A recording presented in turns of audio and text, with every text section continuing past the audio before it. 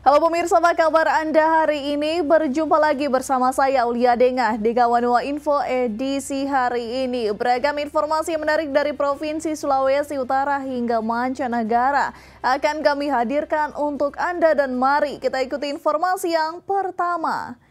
Pemirsa, tim Gakumdu Talaut serahkan tersangka dan barang bukti ke pihak Kejari Talaut terkait kasus tindak pidana pemilu di Talaut.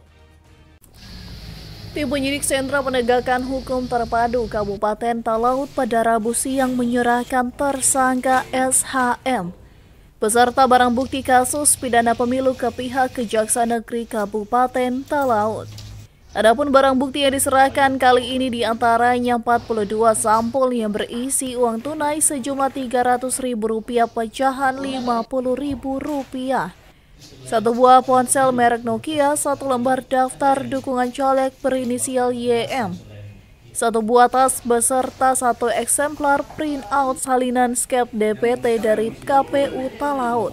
Setelah kami tahap 1 berkas perkara tindak pidana pemilu pada tanggal 5 Maret, selanjutnya dari pihak kejaksaan telah mengirimkan P21 kepada kami pada tanggal 7.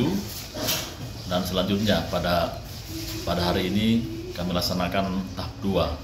Tahap 2 dalam arti bahwa menyerahkan tersangka dan barang bukti. Adapun barang bukti yang akan kami serahkan yaitu 42 lembar amplop yang berisikan masing-masing 300.000 pecahan 50.000, satu buah jaket, satu buah pulpen, satu buah HP Nokia, satu buah tas, dan satu eksemplar printout surat keputusan DPT dari KPU Kabupaten Talaut. Hari ini kami sudah menerima tersangka beserta barang bukti seperti telah disebutkan, dan kami akan segera melimpahkan ke pengadilan untuk dilakukan persidangan. Ada berapa tersangka? Untuk sementara ini satu. Apakah akan ketambahan tersangka? Kita akan lihat proses berikutnya. Untuk saat ini kami hanya menerima satu. Untuk jadwal sidang mungkin Bu sudah ada? Kami masih menunggu, setelah kami limpah akan ada penetapan dari persidangan. Oke. Mungkin untuk tuntutan sendiri pasal berapa yang kami akan diskusikan terlebih dahulu. Untuk saat ini kami belum menerima, jadi kami harus belajar dulu berkasnya dan melihat fakta persidangan nanti.